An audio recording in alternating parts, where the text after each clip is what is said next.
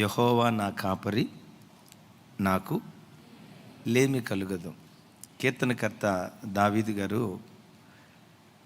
తను గొర్రెల కాపరిగా ఉన్నప్పుడు తన గొర్రెలను ఎంత జాగ్రత్తగా చూసుకునేవాడో, కాపరిగా తన గొర్రెలను ఎంత చక్కగా కాపాడుకునేవాడో, దావీదు తనను ఒక గొర్రెగా పోల్చుకొని తన దేవుణ్ణి కాపరిగా ఎంచి ఆ కాపరికి గొర్రెలకు మధ్యలో ఉన్న సంబంధం గత మాసంలో మనం వినటానికి ప్రభు కృప చూపించారు.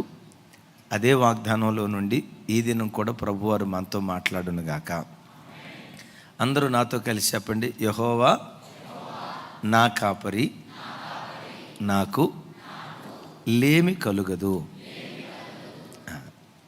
కీర్తనకర్త దావీదు అంటున్న మాట ఏంటంటే, దేవుడు నా కాపరి, మా కాపరి అంటలా. ఏమంటాడు అంటే స్పెసిఫిక్గా తన వ్యక్తిగతంగా చెప్తూ అంటాడు, ఆయన నా కాపరి కాబట్టి నాకు లేమి కలగదు అంటాడు. ఇదే మాట ఇంగ్లీష్లో ఏమని రాసి ఉంటుందంటే, lord is my shepherd, I shall not want.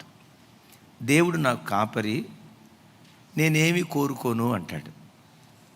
నేనేమి కోరుకోను అంటాడంటే ఆ మాటకున్న అర్థం ఏంటంటే, ఆయన నా కాపరిగా ఉన్నాడు.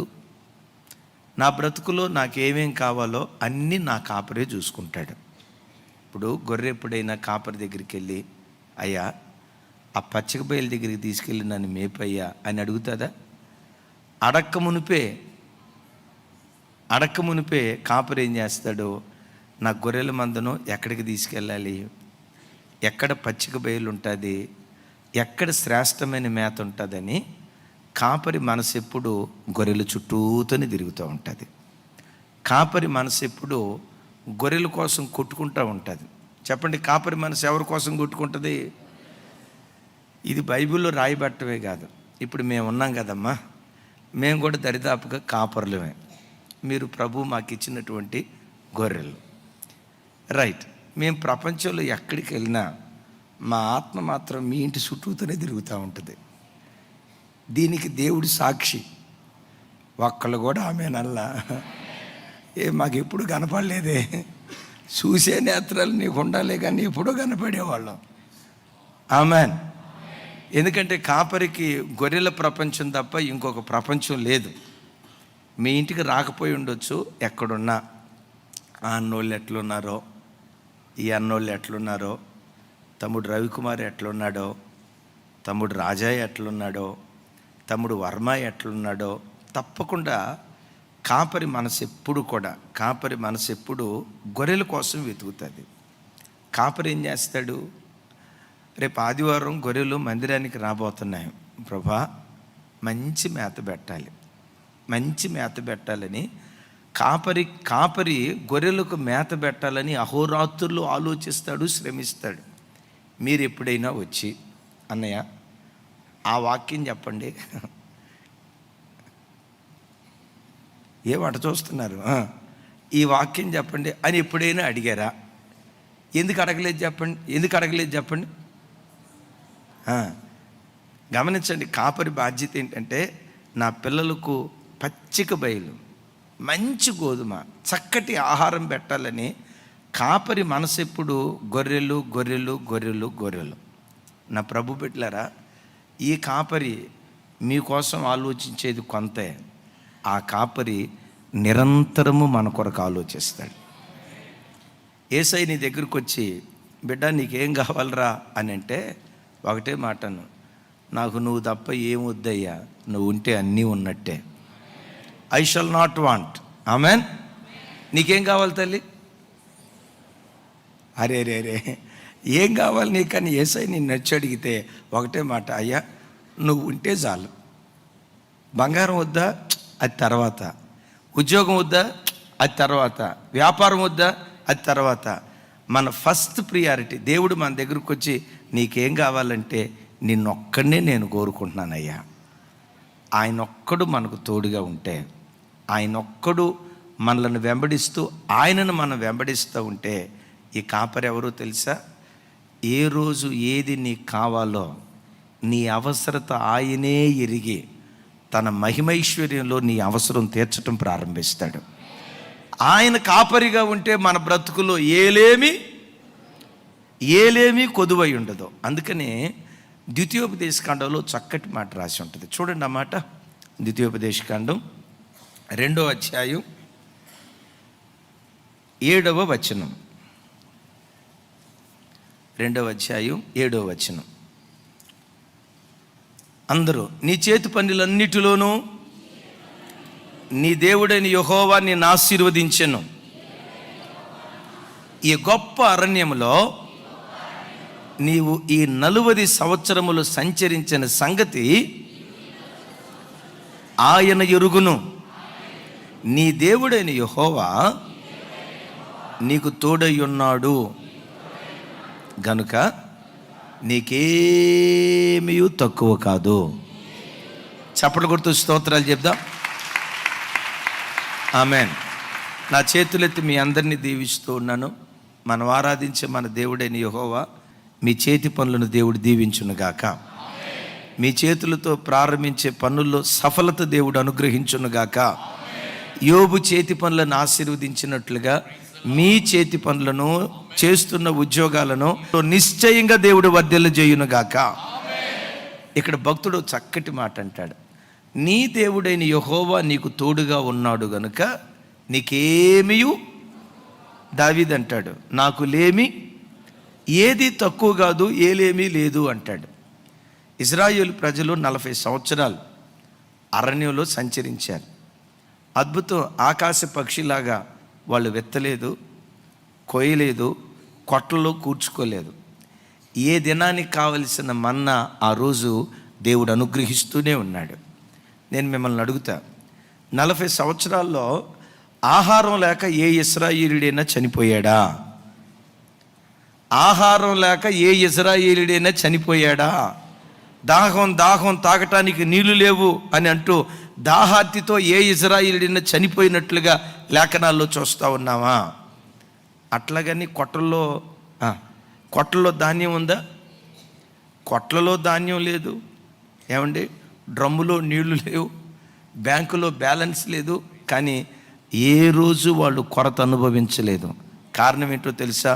వారి దేవుడైన యెహోవా వారికి తోడై ఉన్నాడు. ఈ వాక్యం వింటున్న బిడ్డలారా, కొన్ని మన బ్రతుకులో మన కళ్ళకు కనబడకపోవచ్చు, మనకు ధైర్యాన్ని ఇచ్చేటట్లుగా. ఇప్పుడు ఒక సాఫ్ట్వేర్ ఇంజనీర్ ఉన్నాడు, ₹1,00,000 జీతగాడు. ఆ ₹1,00,000 జీతగాడికి మనసులో ఏముంటుంది? ఏముంటుంది చెప్పండి? నాకు 1,00,000 జీతం, హాయిగా బ్రతకొచ్చు. ఆ వ్యక్తి 1,00,000ను బట్టి ధైర్యంగా బ్రతుకుతాడు, మంచిదే. తను సంపాదిస్తున్న ఉద్యోగం తనకు ధైర్యం ఇస్తే వాటిని బట్టి తనకు సుఖంగా బ్రతుకుతూ ఉంటే, కొన్ని సందర్భాల్లో దేవుని మీద ఆనుకున్నటువంటి బిడ్డలకి ₹1,00,000 ఉద్యోగం ఏమి ఉండదు, కానీ ₹1,00,000 జీతగాడు తృప్తిగా బ్రతికిన దానికంటే మించిన తృప్తి దేవుడు ఇవ్వటం ప్రారంభిస్తాడు. మించిన నెమ్మది దేవుడు ఇస్తాడు. ఇంకా కొన్నిసార్లు అప్పుడప్పుడు విచిత్రం తెలుసా? ₹1,00,000 జీతగాడు వచ్చి వీడి దగ్గర అప్పు అడుగుతాడు. ఎవరి దగ్గర అమ్మా? ఈయనకి ₹1,00,000 ఉద్యోగం లేదు, పర్మనెంట్ జాబ్ ఏమీ లేదు, ఏమీ లేకపోయినా అయ్యా ఎట్లా నువ్వు బ్రతకగలుగుతున్నావు అంటే, ఏనాటి మన్నా ఆనాడే ప్రభు సమకూరుస్తూ ఉంటాడు. అందుకని బైబిల్లో రాసి ఉంటుంది, సింహపు పిల్లలు లేమితో అల్లాడిపోతాయేమో కానీ యెహోవాను ఆశ్రయించు వారికి ఏ మేలు కొదువై ఉండదో. ఈరోజు వాక్యం వింటున్న బిడ్డలారా, కొన్ని నీ కళ్ళకు కనబడకపోవచ్చు. నేను సుఖంగా బ్రతుకుతాను అని నిరీక్షించటానికి కొన్ని ఆధారాలు లోకంలో నీ కళ్ళ ముందు కనపడకపోవచ్చు. కానీ ఒకటి నమ్ము, నీ కాపరి, ఆ కాపరిని నువ్వు వెంబడించినంత కాలం, ఆ కాపరి నీడలో నువ్వు బ్రతికినంత కాలం, నీ బ్రతుకులో ఏది నీకు తక్కువ కాకుండా కావలసిన ఆరోగ్యం, కావలసిన ఆర్థిక వనరులు, ఆ సమయానికి కావలసిన సంయోచితమైన కృప తన మహిమైశ్వర్యంలో దేవుడు పంపించడం ప్రారంభిస్తాడు. ఎప్పుడు జీవితంలో నాకు లేదు అనుకోవద్దు. డబ్బు లేకపోయి ఉండొచ్చు, కాపరి ఉన్నాడు. ఆస్తి లేకపోయి ఉండొచ్చు, కాపరి ఉన్నాడు. సొంత ఇల్లు లేకపోయి ఉండొచ్చు, గట్టిగా ఆమెనా? అప్పుడే ఆమెనంటే అట్ట. సొంత ఇల్లు లేకపోయి ఉండొచ్చు, చెప్పాలి. 2 లక్షల రూపాయల జీతం లేకపోయి ఉండొచ్చు, పిల్లలు లేకపోయి ఉండొచ్చు, కూతురు లేకపోయి ఉండొచ్చు, కొడుకు లేకపోయి ఉండొచ్చు, లోకంలో సుఖంగా అనుభవించడానికి ఏదీ లేకపోయి ఉండొచ్చు. వాటన్నిటిని మించిన కాపరి నీకుంటే నీకేది తక్కువ కాదు. బైబిల్లో అప్పుడప్పుడు ఒక మాట నాకు నవ్వు తెప్పిస్తుంది. పౌలయ్య అన్న మాట కొరింథీ పత్రికలో 2వ కొరింథీలో మాట్లాడితే భలే మాట అంటారు. చూడండి, 2వ కొరింథీ 6వ అధ్యాయం 10వ వచనం. తమ్ముడు త్వరగా 6:10. 6:10 రైట్, నాతో కలిసి చెప్పండి. దుఃఖపడిన వారమైనట్టుండి ఎల్లప్పుడూ సంతోషించు వారము, దరిద్రులమైనట్టుండి అనేకులకు ఐశ్వర్యము కలిగించు వారము. ఈ మాట కొంచెం పెద్దగా చెప్పండి. ఏమియూ లేని వారమైనట్టుండియు సమస్తమును కలిగిన వారము. అసలు ఈ రెండింటికి ఏమైనా సంబంధం ఉందా? ఏమీ లేని వారమైనట్టుండి అంటాడు. ఏమీ లేని వారి వాస్తవంగా, కానీ ప్రాక్టికల్గా వచ్చి చూస్తే సమస్తము కలిగిన వారిగా దేవుడు మమ్మల్ని ఆశీర్వదించాడు. ఇప్పుడు సేవకులుగా మమ్మల్ని చూడండి. మీకున్నట్టుగా పర్మనెంట్గా మాకు ఒక ఇల్లు లేదు, మా పేరు ఆస్తిపాస్తులు లేవు, వెండి బంగారాలు లేవు. మీతో పోల్చుకుంటే లోకరీతిగా మేము పేదవాళ్ళమే. ఏం తల్లి అటు చూస్తున్నారు? మీతో పోల్చుకుంటే లోకరీతిగా మేము పేదవాళ్ళమే, ఏమీ లేని వారమే. కానీ జార్జ్ అన్న కాలు ఎత్తితే కారు, కారు దించితే కారు. ఇక రాజన్న ఉన్నాడు కదా, అద్భుతం, ఇప్పుడు విమానంలో తిరుగుతున్నాడు. ఎక్కడి నుంచి గమనించండి. స్థిరంగా ఏం ప్రాపర్టీ ఏమి లేదు. మాకు ఆ ఉద్యోగం ఉంది, ఈ వ్యాపారం ఉంది, ఆ కంపెనీ ఉంది, మాకు బైబిల్ కవర్స్ లేదు, మాకు కెమికల్ ఫ్యాక్టరీ లేదు, సాఫ్ట్వేర్ ఉద్యోగం. జాషువా బ్రదర్, మీ కంపెనీలో ఏమన్నా నాకు డ్యూటీ చూసారా? లేదు, ఏమీ లేదు. లోకరీతిగా ఎట్లా కనపడతామంటే ఏమీ లేని వారి అన్నట్టుకుంటాం. కానీ ఇంకో కోణంలో చూస్తే సమస్తము కలిగిన కారణం ఏంటంటే ఒక్కటే, ఈ గొర్రెలు కాపరిని వెంబడిస్తూ ఉన్నాయి. వీటికి ఎప్పుడు ఏది కావాలో క్రీస్తు యేసు మహిమైశ్వర్యంలో ప్రభు తీరుస్తూ ఉంటాడు. ప్రైజ్ ద లార్డ్ చెప్దాం, ప్రైజ్ ద లార్డ్. మీకున్నట్లుగా బ్యాంకులో ఇంత ఈ నెల అంతా పోషించబడటానికి అని అనుకోవటానికి ఉండదు. కానీ అద్భుతం తెలుసా, రాజులైనా అట్లాంటి భోజనం చేస్తారేమో నాకు తెలియదు, చేస్తారో లేదో నాకు తెలియదు, కానీ ప్రతిరోజు రాజభోజనంతో పోషిస్తూ ఉన్నాడు. సొలొమోను బల్ల కూడా మా బల్ల ముందు బలాదూరే. మొన్న ఒక తమ్ముడు వచ్చి అన్నాడు, అన్నయ్య అరగట్లేదు అన్నయ్య అన్నాడు. ఏం అరగట్లేదురా తమ్ముడు అన్నాను. ఎందుకు అరగట్లేదంటే, అన్న పొద్దున్నే ఒక హౌస్ డెడికేషన్కి వెళ్ళామన్నా, పొద్దున్నే తినమని అంటే తినమని బ్రతిమలాడుతూ ఉంటే మీరు పొద్దున్నే వస్తారని తెలిసే రాత్రి అన్నీ సిద్ధపరిచాం అని మొత్తానికి పొద్దున్నే 9ంటికి అది టిఫిన్ అనాలో భార్యతో భోజనం అనాలో ఉదయం భోజనం పెట్టారట. 9ంటికి అయిపోయిందంట. మధ్యాహ్నం ఇంకో చోట ప్రార్థనకి వెళ్ళారు. ఇక అదైతే సొలొమోను భోజనపు బల్ల దాటిపోయిందంట. ఇక రాత్రి కూడా వదిలిపెట్టలేదంట. అన్నయ్య అరగలేదు. దేవుడు అట్ట ఆశీర్వదించాడు తమ్ముళ్ళరా. ఏముంది అని చెప్పాలి? ఏమీ లేదు. కానీ పౌలు గారు అంటాడు, ఏమీ లేని వారమైనట్టుండి మీరు కాపరి మీద ఆనుకున్నారు, కానీ సేవకులుగా మేము ఉన్నాం చూసారా, ఆ కాపరి తప్ప ఇంకొక గతి మాకు లేదు. మీకు మాత్రం కొన్ని గతులు ఉన్నాయి. మళ్ళా ఆ కాపరి మీద ఆనుకోవటాన్ని బట్టి ఈరోజు వరకు సిగ్గుపడనక్కర్లేని పనివానిగా దేవుడు నిలవబెట్టాడు. నా ప్రభు బిడ్డలారా, రాగల మార్చి మాసం అంతా నీ కుటుంబానికి ఏది తక్కువ కాకుండా సమయానికి తగిన సంయోచితమైన సహాయం నా దేవుడు మన కుటుంబాలకు పంపించును గాక. ఏది కొరత కాకుండా యేసు నామములో గిన్నె నిండి పొంగి పొర్లునట్లుగా రాగల మార్చి మాసం తన కార్యం ప్రభు జరిగించును గాక. అయితే దేవుడు అలా జరిగించాలంటే మనం కొన్ని విషయాలు తక్కువగా కనపడకూడదు. ఆయన మనకు తక్కువ చేయడు. ఆయన మనకు తక్కువ చేయడు. ఆయన తక్కువ చేయడు, కానీ కొన్ని విషయాల్లో మనం దేవునికి తక్కువగా కనపడకూడదు. మేనేల్ టేకే లోఫార్సిన్ విన్నారు కదా. తాసులో నేను నిన్ను తోచగా నువ్వు తక్కువగా కనపడ్డావు. గమనించండి, బెల్షాజరు రాజు తక్కువగా కనపడ్డాడేమో, కానీ యేసయ్య మన త్రాసులో తోస్తూ ఉన్నప్పుడు ఆయన బరువుకు సమానమైన అనుభవం దేవుడు మనకిచ్చును గాక. అట్లా మనం సాగిపోతూ ఉంటే ఏది తక్కువ కాకుండా ప్రభు కృప చూపిస్తాడు. ఓ మంచి వాక్యం మీతో పంచుకుంటాను. దేవుడు మనకి ఏది తక్కువ కాకుండా ఉండాలంటే మన భక్తి జీవితం ఎలా సాగిపోవాలో, ఆ కాపరిని ఎట్లా మనం వెంబడించాలో దివ్యమైన వాక్యాన్ని విందాం. అప్పటికి దేశంలో వర్షం కురిసి 3.5 సంవత్సరాలు అవుతుంది. ఆకలి బాధ తీర్చుకోవటానికి కడుపున పుట్టిన పసిబిడ్డలను చంపుకొని వండుకొని తిన్న భయంకరమైన కరువు దినాలు ఆ దినాల్లో భక్తుడైన ఏలియాకి దేవుడు ప్రత్యక్షమై, ఏలియా, కేరీతు వాగు దగ్గర ఉన్నంతకాలం చాలు, ఇక అయిపోయింది. కేరీతు వాగు దగ్గర ఉన్నావు, ఇప్పుడు నువ్వేం చేస్తావంటే సారేపతు తూరు సీదోను పట్టణానికి చెందిన సారేపతు అనే ఒక గ్రామం ఉంది. ఆ గ్రామంలో ఓ మహా గొప్ప ధనవంతుడు ఉన్నాడు.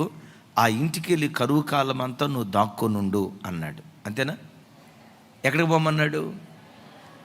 సారేపతు అనేటువంటి గ్రామంలో, పట్టణంలో ఒక పేద విధవరాలు ఉంది. ఆ పేద విధవరాల దగ్గరికి నువ్వు వెళ్ళు అంటాడు. గమనించండి, రాజులకే కరువు కాటకాల చేత అల్లాడిపోతున్నారు, ఆహారం దొరక్క అల్లాడిపోతున్నారు. భర్తలను కలిగి భర్తలు ఉద్యోగం చేస్తున్నటువంటి సంసారాలే ఆకలి దప్పులతో అల్లాడిపోతూ ఉన్నాయి. చూడండి, దేవుడు ఏలియా దగ్గరికి వచ్చి అంటాడు, ఎవరి దగ్గరికి వెళ్ళమంటాడు? విధవరాల దగ్గరికి వెళ్ళమంటాడు. ఆ విధవరాలే బ్రతకటం కష్టం, ఆ కష్టమైన స్థలానికి వెళ్ళమంటాడు దేవుడు. ఏలియా ఏం చేశాడో తెలుసా? ప్రభా, రాజులకే ఆహారం దొరకట్లేదయ్యా, విధవరాల దగ్గరికి వెళ్ళమంటున్నావు, ఆవిడికే భర్త లేదు కదయ్యా, ఆవిడికే ముద్ద అన్నం దొరకదు కదయ్యా, అక్కడికి నేను పోతే నేను ఆవిడికి భారం అయిపోతా కదయ్యా, ఆవిడ నన్ను పోషించగలుగుతుందా అని తిరస్కరించకుండా దేవుని మాట మీద విశ్వాసం ఉంచి దేవుడు ఎక్కడికి వెళ్ళమన్నాడో అక్కడికి వెళ్ళాడు. చెప్దాం, ప్రైజ్ ది లార్డ్. నా ప్రభు బిడ్డలారా, నీవు ఆరాధించే నీ దేవుడు మనుషులం కదా, వీళ్ళు నాకు సహాయం చేస్తారని మనుషులుగా కొన్నిసార్లు కొంతమంది మనుషుల మీద మనం నమ్మకం ఉంచుతాం. కొంతమంది దగ్గరికి వచ్చేసరికి అమ్మమ్మమ్మో అసలు వీడి వలన నాకు సహాయమే దొరకదు అని అనుకుంటావు. చూసావా? సహాయం దొరుకుతుంది అన్నవాడి దగ్గర నుంచి ఇతనాభి సహాయం నీకు దొరకదు. ఇటువైపు నుంచి నాకు సహాయం దొరకదు అని అనుకుంటావు. చూసావా? నీవు అనుకోని చోటు నుండి ఆశ్చర్యకరమైన సహాయాన్ని దేవుడు పంపిస్తాడు. Praise the lord. విధవరాలు పోషిస్తుందని ఎవరైనా అనుకుంటారా? అవకాశం లేదు. కానీ ఏలియా ఏం చేశాడంటే దేవుని మాట పట్టుకున్నాడు. నా ప్రభు సీదోను ప్రాంతానికి వెళ్ళమన్నాడు, సారేపతులో విధవరాలు ఇంటిని ఆశ్రయించమన్నాడు. నా దేవుని మాట పట్టుకొని నేను అక్కడికే వెళ్తానని చెప్పి దేవుని మీద విశ్వాసంతో సారేపతు ఇంటికి వెళ్ళాడు. ఏం జరిగింది అక్కడ? అద్భుతం. ఆ ఇంట్లో గిన్నె నిండి పొంగి పొర్లి అంతా చెప్పాలి, పిండి లేదు, నూనె లేదు. ఉందెంత? గుప్పిడంత పిండి, చారడంత నూనె. దైవజనుడు వెళ్ళాడు, కరువు కాలం అంతా పిండి తక్కువ కాలేదు, నూనె తక్కువ కాలేదు. పిండి తక్కువ కాలేదు. ఎందుకు తక్కువ కాలేదంటే భక్తుడైనటువంటి ఏలియా విశ్వాసంతో అడుగులు వేశాడు. నీ జీవితంలో నువ్వెప్పుడు నమ్మవు, నా జీవితంలో నాకెవరున్నా లేకపోయినా నేను ఆరాధించే నా దేవుడు నాకు కాపరిగా ఉన్నాడు. ఆయన నాకు కాపరిగా ఉన్నాడు కనుక నాకేమీ ఏ సమయానికి కావలసిన సహాయం ఆ సమయానికి నా దేవుడు పంపిస్తాడు. ఒకవేళ నీకు గంపెడంత సంసారమే ఉండొచ్చు, దేవుడిని ఆశీర్వదించి యాకోబుకి ఇచ్చినట్టుగా డజన్ మంది పిల్లలే ఇచ్చి ఉండొచ్చు. ప్రభా, ఈ పిల్లల్ని ఎట్లా పోషించాలి ఒక్క క్షణం కూడా ఆలోచించదు. ఈ కూతుర్ల పెళ్ళి నేను ఎట్లా చేయాలి తలబద్దలు చేసుకోవద్దు. అయినా ఆలోచించి నువ్వేం చేయగలుగుతావు? యేసు ప్రభు అంటారు కదా, చింతించి జానెడు మోరెడు చేయలేవు, మోరెడు జానెడు చేయలేవు. చేయగలిగింది ఏమైనా ఉందంటే నెత్తి మీద ఉన్న 4 గంటలు ఓడగొట్టుకోగలుగుతావు. చేయగలిగింది ఏమైనా ఉందంటే బీపీలు ఆలోచించి లేనిపోయిన టెన్షన్లు తెచ్చుకోగలుగుతాం. ఒకటి నమ్ము, ప్రతి క్షణం నా కాపరి నాకున్నాడు. ఆ కాపరి మీద ఆనుకొని నేను బ్రతుకుతా. ఎప్పుడు ఏది నాకు కావాలో ఆయన మహిమైశ్వర్యంలో తీరుస్తాడు. ఆ ఒక్క విశ్వాసంతో నువ్వు అడుగులు వేస్తే బ్రతుకు కాలమంతా ఏది తక్కువ కాకుండా దేవుడు కాపాడతాడు. చప్పలు కొడితే యేసయ్యకు స్తోత్రాలు చెప్దాం. ఒకసారి సువార్త భారం కలిగి నిస్వార్థంగా సేవ చేసే 2 సేవకులు గ్రామాల్లో తిరుగుతూ సేవ చేశారట. వాక్యం ప్రకటించారు. ఈ గ్రామం నుంచి ఇంకో గ్రామానికి వెళ్ళారు. 2 రోజుల పాటు సువార్త ప్రకటించారు. పరిస్థితులు ఏంటో తెలియదు కానీ ఆ 2 రోజుల్లో ఎవరు పిలిచి మొద్ద అన్నం పెట్టలేదంట. సేవకులకి పెట్టలేకపోయారట. పాపం వాళ్ళకున్న పేద పరిస్థితితో కారణం ఏంటో తెలియదు కానీ 2 రోజులు పాస్టర్ గారికి భోజనం దొరకల. 3వ రోజు ఉదయకాలం ఆ ఆకలి దప్పులతో అల్లాడిపోతా హైదరాబాద్ లాంటి పట్టణానికి బయలుదేరి వచ్చారు. సరిగ్గా మధ్యాహ్నం వచ్చేసరికి అక్కడ ఒక పెద్ద హోటల్. ఆ హోటల్ మీద ఏమని రాసిందంటే రాజుల భోజనం అని రాసిందంట. దేవుడి సేవకులు 2 దగ్గరికి వచ్చి, సేవకులారా ఆ హోటల్కి వెళ్ళండి, కడుపు నిండా భోజనం చేయండి. స్వరం వినపడుతుందంట. మొదటోడు అన్నాడు, ప్రభా ఆ హోటల్కి వెళ్ళమంటావా? వెళ్తాం ప్రభా. భోజనం చేయమంటావా? చేస్తాం ప్రభా. మీరు చెప్పినట్టే చేస్తాను ప్రభా అనే లోపు పక్కేమంటే 2వోడు అన్నాడంట, మరి బిల్లు ఎవరు కడతారు అని ఈడు అనుమానంతో అన్నాడంట. మొదటోడు అన్నాడంట, ఏ దేవుడు అక్కడికి వెళ్ళమన్నాడో ఆ దేవుడే బిల్లు కడతాడు. Praise the lord. బాగా గమనించండి, గొర్రెలను కలిగిన వాడు గొర్రెలకు మేత ఆయనే వేస్తాడు, ఆ గొర్రెలకు దొడ్డి కూడా ఆయనే ఏర్పరచుకుంటాడు. ఆమెన్. గొర్రెలు దొడ్డిని తమంతట తాము కట్టుకుంటాయా, కాపరి కడతాడా? మేత ఏమి లేదు, గొర్రెకున్న ఒకే ఒక్క గుణం కాపరి మీద ఆధారపడింది. ఒరే దేవుడు చెప్పాడురా, ఆ హోటల్కి వెళ్ళమన్నాడు, 2 రోజులు అవుతుంది మనం భోజనం చేసి, కాపరి మాట పట్టుకొని వెళ్ళిపోదాం అని అంటే 2వోడు అంటాడంట, నీకు అంత విశ్వాసం ఉంటే నువ్వు తినలేయ్యా. ఆ తర్వాత బిల్లు కట్టకపోతే హోటల్ వాళ్ళు వచ్చి చెవులు గుంజి, ఏమంటే హోటల్లో పప్పు రూపిస్తారు 2-3 రోజులు, నువ్వు రుపుతా ఉండు, నేను ఎక్కడ ఒక గట్ట వెళ్ళిపోతాను, బలిసి ఉంటే బ్రతికుంటే బలుసాకైనా దీన్ని బతకొచ్చానంటే, సరేరా దేవుడు నాకు చెప్పాడు, నా దేవుడు చెప్పిన మాట పట్టుకొని నేను వెళ్తా అని చెప్తే ఈయన అన్నాడట, సరే నీతో పాటు కూడా నేను వస్తారా, కానీ నీతో పాటు భోజనం చేయను, నీతో పాటు భోజనం చేయ, నువ్వు చేసుకో, తర్వాత ఎడిదిరిగి నువ్వు పప్పే కదా రుబ్బేది, నిన్ను అటు పంపించి నేను ఇటు వెళ్తాను అన్నాడంట. మొత్తానికి 2 హోటల్కి వచ్చారు. అంటే గమనించండి, విశ్వాసం ఎట్లా పనిచేస్తుందో. ఆత్మీయ జీవితంలో విశ్వాసమే రాజు. గుండెల్లో విశ్వాసం దేవుని పట్ల, నీ శక్తి సామర్థ్యాల మీద కాదు, ఇక్కడ బాగా గమనించండి, నీ తెలివితేటల మీద కాదు, నీ పరాక్రమం మీద కాదు, నీ జ్ఞానం మీద కాదు, దేవుని మీద అచంచలమైన విశ్వాసం నీకుంటే ఎడారి లాంటి నీ బ్రతుకును ఏదేనులాగా మారుస్తుంది. ఎడారి లాంటి అనుభవాల్లో సెలయేర్లు పుట్టించగలిగిన శక్తి విశ్వాసంలో దాగి ఉంది. ఆమెన్. ఇప్పుడు దేవుడు మోషేతో అన్నాడు ప్రభా నీళ్ళు అడిగితే ఏమి లేదు మోషే, కర్ర తీసుకెళ్ళి, అప్పుడు మోషే అనాల్సింది, నువ్వు బలేవోడు ప్రభా, బోరేస్తేనే నీళ్లు పడతాయి, ఇక్కడ కర్ర తీసుకెళ్ళి కొడితే నీళ్లు పడతాయి అంట. ఊరుకో ప్రభా, మీరు చెప్పండి అమ్మా, మీరు చెప్పటం నేను వింటాం. చూడండి, కర్ర తీసుకెళ్ళి బండను కొట్టమంట, బండను కొడితే నీళ్ళు వస్తాయి అంట. ప్రభా మరి నేను అంత అమాయకుడిలా కనపడుతున్నాను ప్రభా అని అనలా. ఒక్కటే, దేవుడు కొట్టమన్నాడు, కొడతా. అరే ఆమెనానండి. దేవుడు కొట్టమన్నాడు, కొడతా. ఆయన నామ మహిమ కొరకు ఆయన కార్యం జరిగించుకుంటాడు. ఇప్పుడు నీళ్లు రాకపోతే ఎవరి నామం అవమానపరచబడిద్ది? మోషేదా దేవుందా? హల్లెలూయా. మొత్తానికి వెళ్ళారు. ఇక మొత్తానికి ఒక ప్లేట్ అనుకుంటే దేవుడు చెప్తున్నాడు అటు వరే వారం రోజులకు సరిపడా కడుపు నిండా తినేసాయి. కడుపు నిండా తినేయి అంటే ఆకలి మీద 2-3 రోజులు బట్టి ఆకలి మీద ఉండి మొత్తానికి 2-3 ప్లేట్లు కడుపు నిండా తిన్నాడు. తింటా ఉంటే ఎదుటిన్నవాడు మాత్రం తిను, ఆ తర్వాత పప్పు రుబ్బేదే తిను, ఆ తర్వాత 3 ప్లేట్లు బిర్యానీ తింటే 30 ప్లేట్లు బిర్యానీ అరిగిపోయేటట్లుగా నీ చేత పని చేయించుకుంటారు, తిను. నోర్మై దేవుడు చెప్పాడు. ఆమేన్. గొర్రెలనిచ్చిన వాడే దొడ్డి కూడా ఏర్పరుస్తాడు. రమ్మన్న వాడే బిల్లు కూడా చూసుకుంటాడు. పిలిచిన వాడే సమస్తము సమకూరుస్తాడు. ఆయన మాట మీద నేను నమ్మకం ఉంచాను అంటే ఇప్పుడు అంటాడట ఎదుటోడు. అయినా ఆ స్వరం దేవుంది అనేది గ్యారంటీ ఏంటి?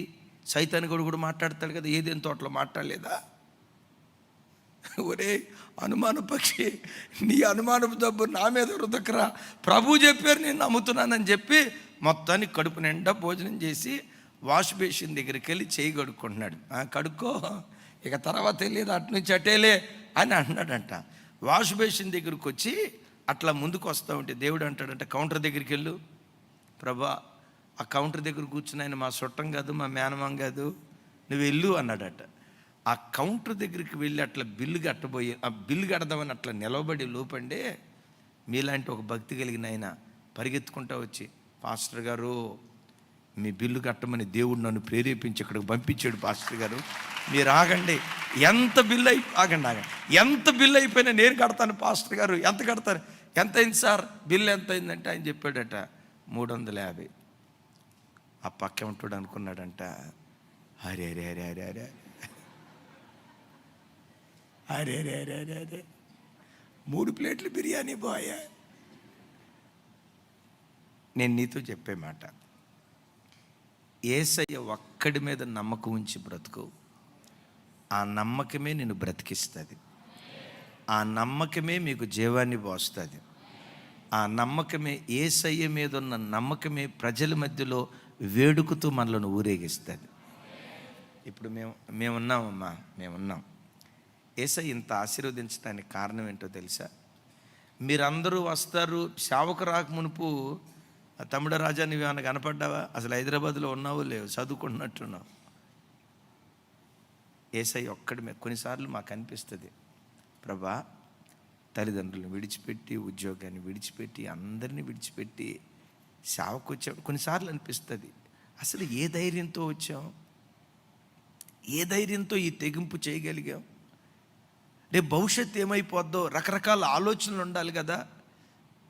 ఒకటే, పిలిచిన దేవుడు నమ్మదగినవాడు, ఆయన మహిమైశ్వర్యంలో ప్రతి అవసరత తీరుస్తాడని ఒక్కటే, ఆయన నమ్ముకొని బ్రతుకుతున్నాం కనుక ఆయన సిగ్గుపరచలేదు.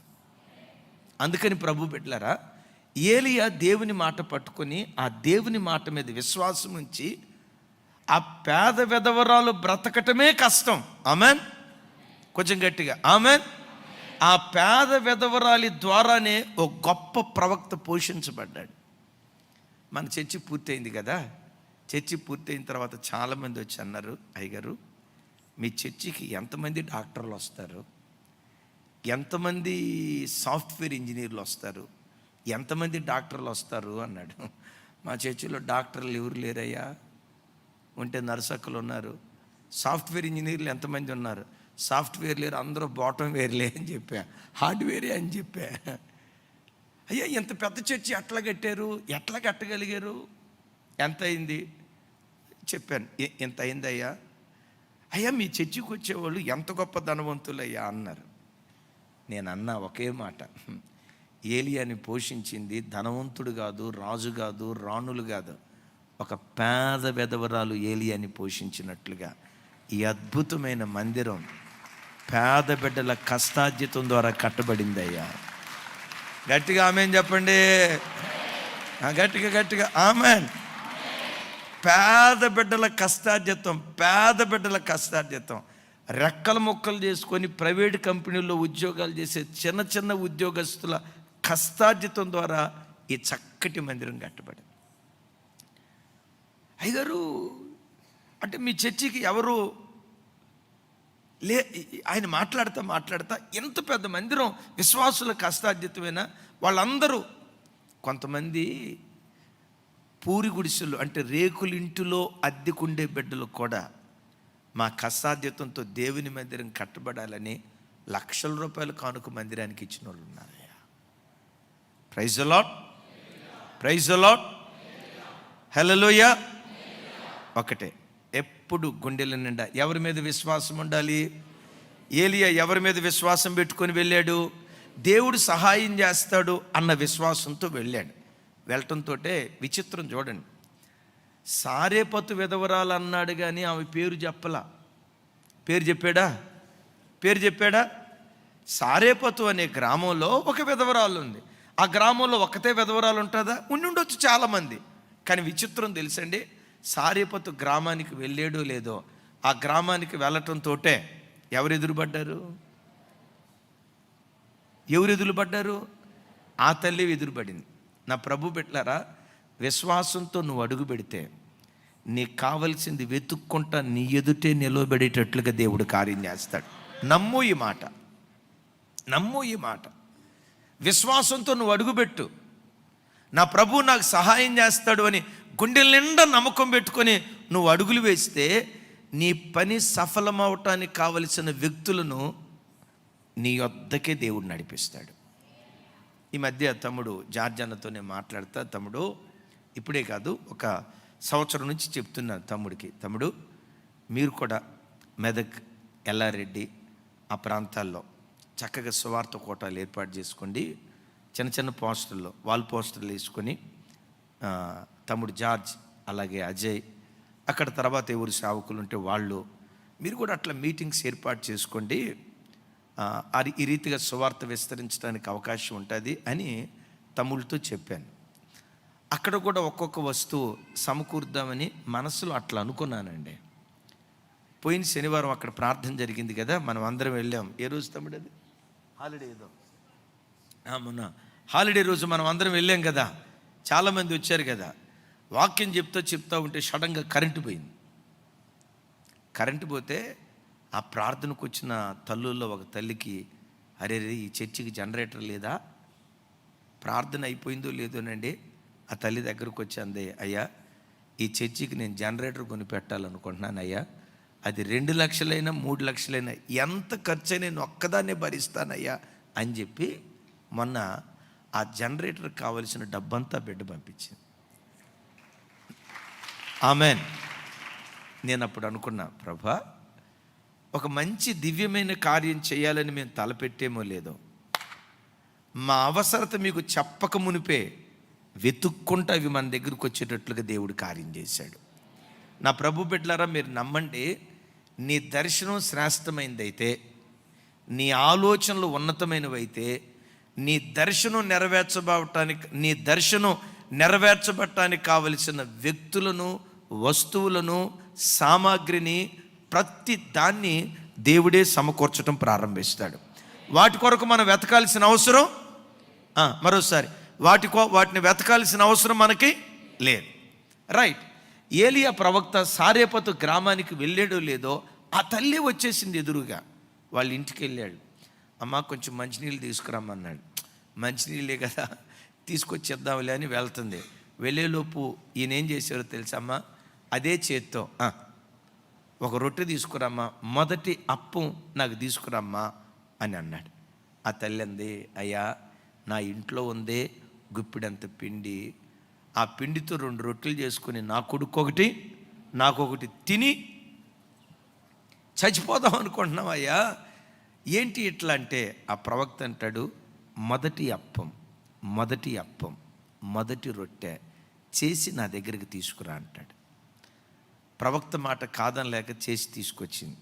ఆయన తిన్నాడో లేదో, అమ్మ మరలా ఆ తొట్టిలో చేయి పెట్టి నువ్వు పిండి తీసుకుంటే, అయ్యా ఉన్న గుప్పిడి పిండి తీసుకొచ్చాను అయ్యా, మరి ఉందో లేదో ఒకసారి నువ్వు చేయి పెట్టు అని అంటే, వెళ్ళింది, చేయి పెట్టింది, తీస్తానే ఉంది. కరువు తీరే వరకు ఆ పిండి తగ్గలేదు.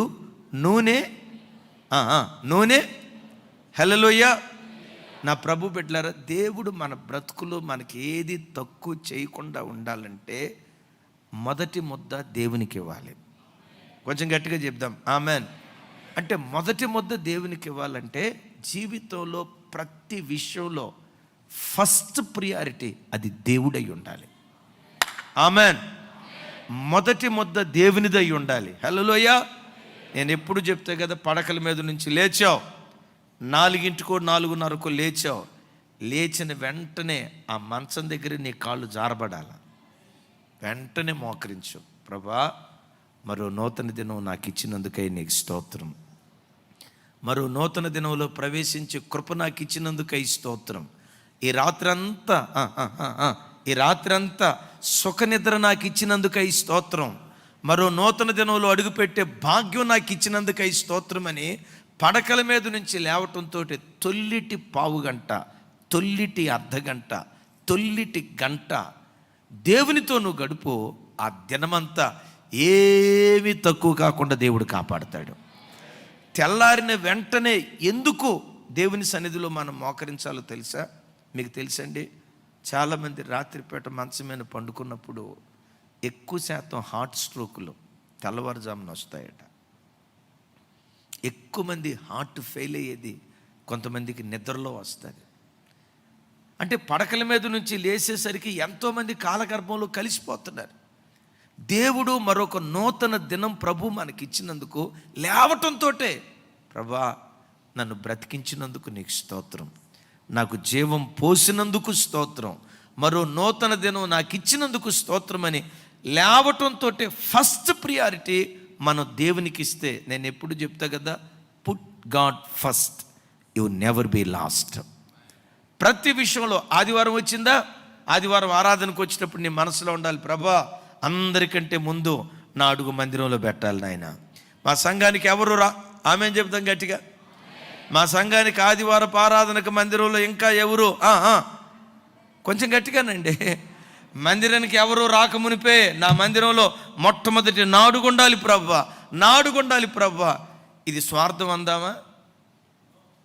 ఏమండి చెప్పాలి గట్టిగా, స్వార్థం కాదు. నీ భక్తిని నువ్వు కాపాడుకుంటూ ప్రతి విషయంలో దేవునికి ఆ మొదటి ప్రాధాన్యత ఇవ్వాలి. అట్లా కాకుండా అయ్యో అది స్వార్థం అయింది కదా అయ్యగారు అని అంటే, మీకు ఒక విచిత్రమైన మాట చెప్తా. పూణే పట్టణస్థులు మహామర్యాదస్తులంట. ఎవరు? పూణే పట్టణస్థులు మహామర్యాదస్తులంట. ఎంత మర్యాదస్తులంటే, ఆ రైల్వే ట్రాక్ దగ్గరికి వచ్చి రైలు నిలబడింది అనుకోండి, ఆ రైలు ఎక్కటానికి ఒకేసారి ఆ భోగి దగ్గర ఒక 20 మంది పాసింజర్లు నిలబడి ఉంటారనుకోండి, వాళ్ళు ఎంత మర్యాదస్తులంటే, మీరు ఎక్కండిలే సార్ అని ముందున్నవాడు వెనక్కి జరుగుతాడట. ఆ వెనకున్నవాడు ముందున్నవాడు, సార్ మీరు ఎక్కండి సార్, మీరు ఎక్కండి సార్ అనే లోపు ట్రైనే పోద్దంట. మీకు అర్థమవుతుందా? ఈలోపు ట్రైనే పోద్దంట. అంత మర్యాదస్తులు. కొంతమంది అన్నయ్య నేనే ముందు వెళ్ళాలి అనేది స్వార్థం కాదు అన్నయ్య, స్వార్థం కాదు. యేసయ్య మీద నీకున్న అంతులేని పిచ్చి ప్రేమ. Praise the lord. అది స్వార్థం కాదు. యేసయ్య పట్ల నీ గుండెల్లో ఉన్న ఏ ప్రేమ అనాలా? పిచ్చి ప్రేమ. Praise the lord. ఎవ్వరు రాకమునిపే మొట్టమొదట నా దేవుని మందిరపు గడపను నేను తొక్కాలి. Praise the lord. ఎప్పుడు ఫస్ట్ ప్రియారిటీ. యేసయ్యను ఎంత ప్రముఖుడిగా ఎంచుతావో ఒకటే చెప్తాను, నీ జీవితంలో యేసయ్యే నీకు ఉన్నత స్థానముగా ఉండునుగాక. ఆమెన్. ఆ తర్వాత స్థానమే ఎవరిదైనా. ఆమెన్. కొంచెం గట్టిగా ఆమెన్. మన ఉన్నత స్థానం ఎవరు? మన ఉన్నత స్థానం ఎవరు? మన ఫస్ట్ ప్రియారిటీ ఎవరు? మన ఫస్ట్ ప్రియారిటీ ఎవరు? డేవిడ్ షెపర్డా? కాదు. అన్న మా కాపరి, రైట్, థ్యాంక్ యూ తల్లి. మనందరి ఫస్ట్ ప్రియారిటీ యేసయ్యే ఉండాలి. చూడు, యేసయ్యను అట్లా ప్రేమించే విషయంలో నువ్వెంత ఒక మాట చదివి యెహెజ్కేలు గ్రంథంలో ఉంటుంది చూడండి. 16వ అధ్యాయం 27వ వచనం, 44వ అధ్యాయం 30వ వచనం.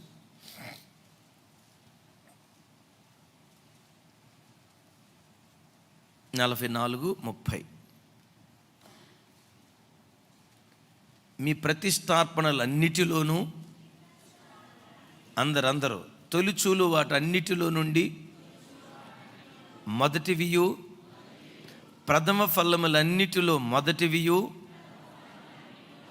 యాజకులదగును. మీ కుటుంబములకు ఆశీర్వాదము కలుగునట్లు మీరు ముందుగా పిసికిన పిండి ముద్దను యాజకునికి ఇయ్యవలెను. చప్పలు కొడుతూ స్తోత్రాలు చెప్దాం. అందరూ నా వైపు చూడండి. ప్రతిష్టార్పణలో మొదటిది ఎవరికి? ఫలాలలో మొదటిది ఎవరికి? పిండిలో మొదటిది ఎవరికి? మొదటి ముద్ద యాజకుడు అవ్వాలి అంటాడు. ఎవరా యాజకుడు అంటే మన ప్రధాన యాజకుడైన యేసుక్రీస్తు ప్రభువారు. ఆమేన్ చెప్దాం. ఆమేన్. గమనించు, జీవితంలో ఎంత ప్రాధాన్యత దేవుడికి నీవు ఇస్తావో నీకు అంతకంటే ఎక్కువ ప్రాధాన్యత ఇవ్వటం దేవుడు ప్రారంభిస్తాడు. మీరు చాలామంది ఎరుగుదురు, 1-2 సార్లు నేను చెప్పాను. ఇంగ్లాండ్ దేశంలో ఒక మంచి భక్తి కలిగిన యవనస్తుడు ఉన్నాడు. యవన తమ్ముళ్ళారా వినండి. మంచి భక్తి కలిగిన యవనస్తుడు ఉన్నాడు. చిన్నతనం నుంచి దేవుని సన్నిధిలో పెరిగినవాడు. ఆ తల్లిదండ్రులు వాళ్ళు కలిగిన క్రమం, ఆ బిడ్డకు నేర్పిన క్రమం ఏంటంటే వారి జీవితంలో ఏనాడు ఆదివారపు ఆరాధన మిస్ కాలేదట. ఆదివారపు ఆరాధనకు వెళ్లకుండా ఒక ఎగ్జామ్కో లేకపోతే ఇంకో చోటకో పొరపాటున వెళ్ళి ఆ దైవికమైన క్రమంలో పెరిగేవాళ్ళు. ఆ రోజుల్లో ఆదివారం అసలు ఎగ్జామ్స్ ఉండేవి కాదు దేవుని దయ వల్ల. అయితే ఈ అబ్బాయి మంచి పరుగుల పందెంలో మేటి చక్కగా పరిగెత్తుతూ ఉండేవాడు. అద్భుతం. ఇంగ్లాండ్ దేశంలోనే ఈ 100 మీటర్స్ రిలేలో అద్భుతమైన అథ్లెటిక్గా పేరుగాంచినటువంటి వాడు. ఒలింపిక్ గేమ్స్ జరుగుతూ ఉంటే పార్టిసిపెంట్గా ఇతని పేరు ఇచ్చారు. అద్భుతం. ఆ పోటీలు ఎప్పుడెప్పుడు జరుగుతాయో లిస్ట్ బయటకు వచ్చింది. ఒలింపిక్ గేమ్స్ అనేది ఒక పరుగుల పందెంలో పరిగెత్తే ఆటగాడి యొక్క కలది. అందులో ప్రవేశం దొరకటమే మహా గొప్ప భాగ్యంగా ఎంచుతారు. మొత్తానికి పేర్లు వచ్చినాయి, లిస్ట్ వచ్చింది. ఆ లిస్టులో కొంచెం బాధాకరమైన సంగతి ఏంటంటే ఈ అబ్బాయి పేరు వచ్చింది, కానీ కాకపోతే ఈ అబ్బాయి పోటీలో పొందాల్సినటువంటి దినం మాత్రం ఆదివారం వచ్చింది. ఇది తీసుకున్నాడు. ఇంగ్లాండ్ దేశపు ఈ ఆటల పోటీ మంత్రి దగ్గరికి వెళ్ళాడు. సార్, నన్ను క్షమించండి, నేను ఈ పోటీలో పొందలేకపోతున్నాను సార్. ఎందుకయ్యా? పోటీ ఆదివారం వచ్చింది సార్. ఆదివారం నా దేవుని ఆరాధించడానికి వెళ్లకుండా నేను ఎక్కడికి వెళ్ళను సార్. చిన్నప్పటి నుంచి నేను ఈ క్రమంలో పెరిగాను అంటే ఆ మంత్రి చూసి అన్నాడు, పిచ్చోడువో మంచోడురా, మేము క్రైస్తవులం కదా, మన దేశం ఇంగ్లాండ్ దేశం, మేము ఆదివారం మందిరానికి వెళ్ళమా? ఒలింపిక్ గేమ్స్లో పార్టిసిపెంట్ అవటం అది ఒక గొప్ప భాగ్యంగా ఎంచుతారు. భక్తి ఉంటే ఉండాలి, కానీ ఇంత పిచ్చి భక్తి ఉండకూడదు. నోరు మూసుకో, పాలుపంపులు పొందు. సార్, మిమ్మల్ని గౌరవిస్తా, మీరు నా కోసం ఎంతో పెట్టుబడి పెట్టారు, మిమ్మల్ని నేను మన్నిస్తా, కానీ ఆదివారపు ఆరాధన వదిలిపెట్టి నేను పాలుపంపులు పొందలేను అంటే కోపంతో పళ్ళు పట్టుపడిన కొరికి పేపర్ జించేసి గెట్ అవుట్ ఫ్రమ్ హీర్ అన్నాడు. సారీ సార్, మిమ్మల్ని బాధ పెట్టినందుకు బయటకు వచ్చాడంట. ఆ తెల్లారి ఇంగ్లాండ్ దేశపు మీడియా ఈ యవనస్తుడికి వచ్చి, ఆ యవనస్తుడి పేరు ఎరిక్.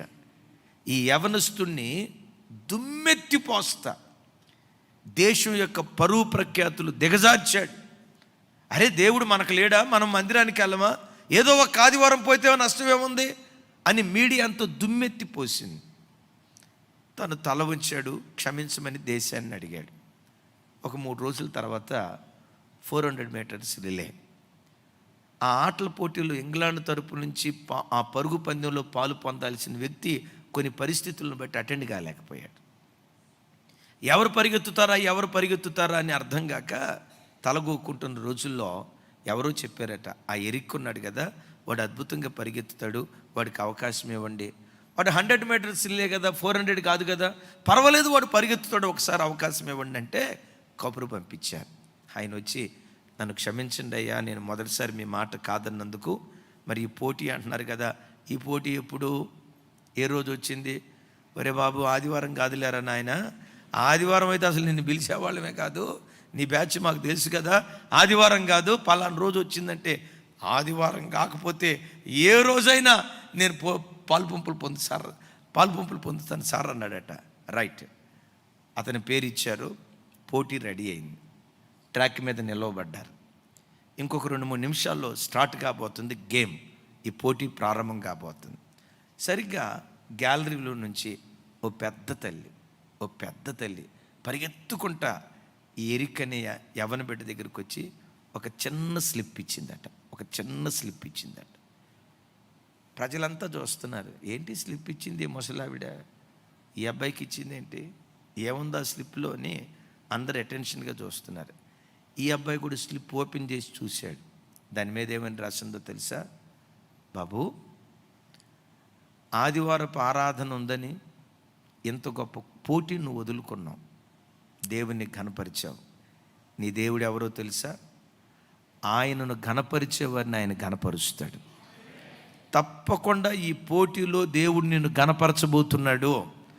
దేవునిని ఘనపరిచిన ఏ వ్యక్తిని ప్రభు ఘనపరచకుండా వదిలిపెట్టడో.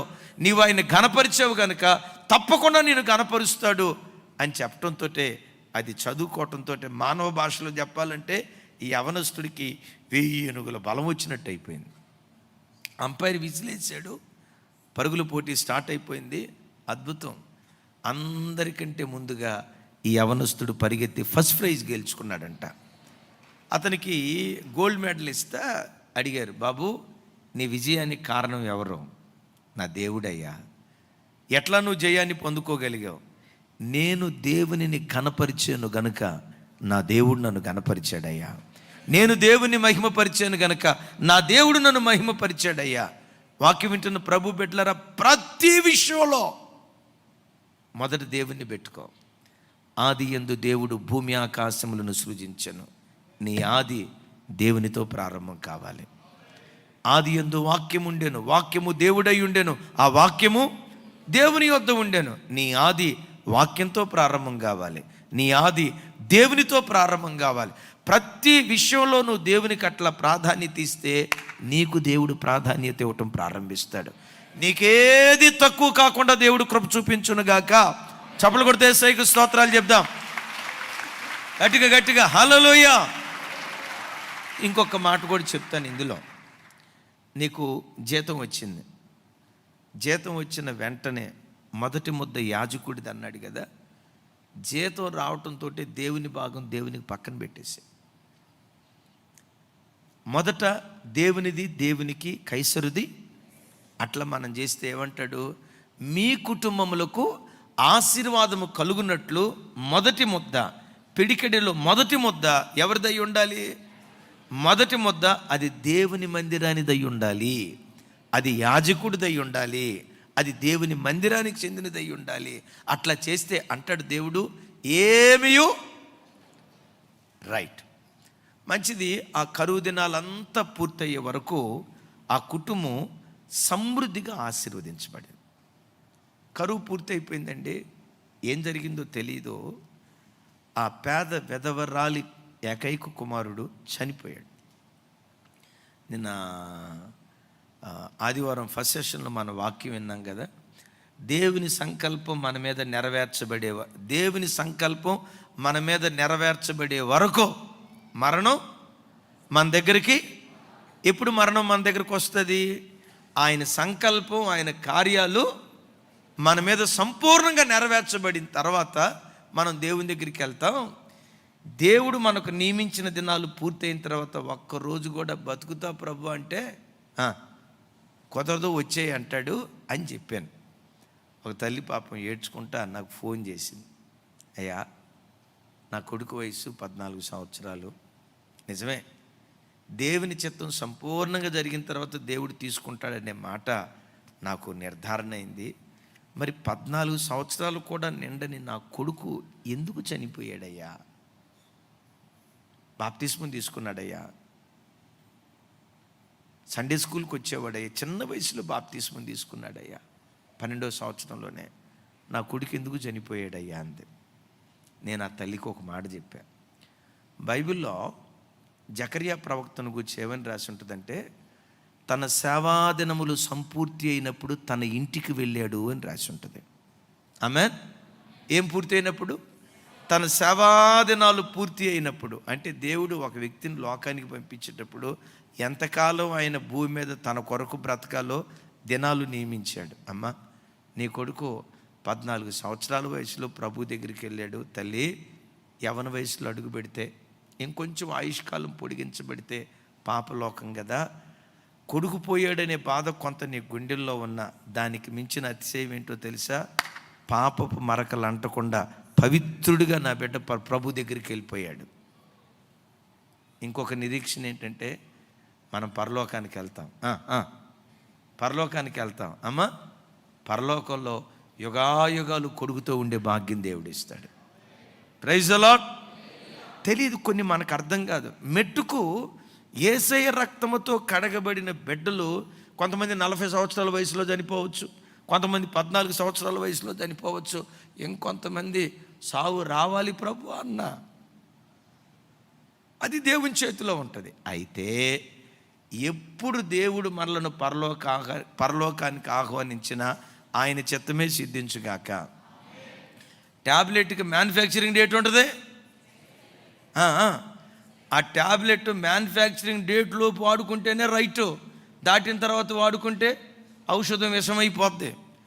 దేవుడు ఒక వ్యక్తి ఎంతకాలం బ్రతకాలో ఒక నిర్ణయించాడు. ఆయన చిత్తమే జరుగునుగాక. ఆమెన్ అని చెప్తే ఆ తల్లి ఏమందో తెలుసా? అయ్యా, నా కొడుకు ఔషధంలాగే ఉండాలయ్యా, వాడు విషం కాకూడదయ్యా, వాడు ప్రభు దగ్గరికి వెళ్ళాడు, ప్రభుకే మహిమ కలుగునుగాక అంది. మెట్టుకి ఇక్కడ కొడుకు చనిపోయాడు. ఈ తల్లి వచ్చి ఏమంటుందో తెలుసా? ప్రవక్త, నా పాపాన్ని జ్ఞాపకం చేయటానికే ఇక్కడికి వచ్చావా? ఇక్కడ ఒక మాట జ్ఞాపకం చేస్తా. ఈ ఇంట్లో ఎందుకు ఆ బిడ్డ చనిపోయాడో మనకు తెలియదు, కానీ ఈ తల్లి ఏం చేస్తుందో తెలుసా? నా పాపాన్ని జ్ఞాపకం చేయటానికే నువ్వు ఇక్కడికి వచ్చావా?